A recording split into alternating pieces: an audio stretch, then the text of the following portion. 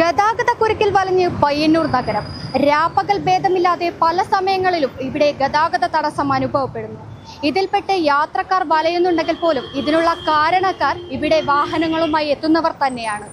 പയ്യന്നൂർ നഗരത്തിൽ എത്തുന്ന സ്വകാര്യ വാഹനങ്ങളും ഇരുചക്ര വാഹനങ്ങളും ഗതാഗത നിയമങ്ങൾ പാലിക്കാൻ തയ്യാറാകാത്തതാണ് കുരുക്കിന്റെ പ്രധാന കാരണം. ഇതിനൊപ്പം തലങ്ങും വിലങ്ങും പായുന്ന ഓട്ടോറിക്ഷകളും യാത്രക്കാരെ കയറ്റാൻ മത്സരയോട്ടം നടത്തുന്ന സ്വകാര്യ ബസ്സുകളും ചേരുന്നതോടെ നഗരം നിശ്ചലമായി. നഗരത്തിലെ ഗതാഗത തടസ്സത്തിന് മറ്റൊരു പ്രധാന കാരണം പാതയോരങ്ങളിലെ സിനിമാശാലകളാണ്.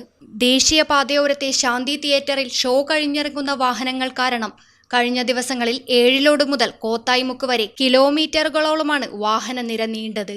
നഗരമധ്യത്തിലെ രാജധാനി തിയേറ്ററിലെ തിരക്കും പയ്യന്നൂർ ടൗണിനെ പലപ്പോഴും സ്തംഭിപ്പിക്കുന്നു.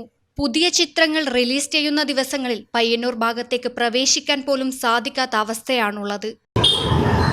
ഈ ബ്ലോക്ക് എന്നവസാനിക്കുമെന്ന് കാത്തിരിക്കുകയാണ് ഇവിടെ എത്തുന്ന യാത്രക്കാർ. ഇതിന് ശാശ്വതമായൊരു പരിഹാരം ഉടനടി കാണേണ്ടതുണ്ട്. വിഷുവിപണി സജീവമായതോടെ നഗരത്തിലെ തിരക്ക് ഇരട്ടിയായിട്ടുണ്ട്.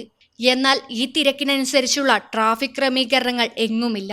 പല പ്രധാന പോയിന്റുകളിലും ഗതാഗതം നിയന്ത്രിക്കാൻ പോലീസുകാരില്ലാത്തത് സ്ഥിതി കൂടുതൽ വഷളാക്കുന്നു.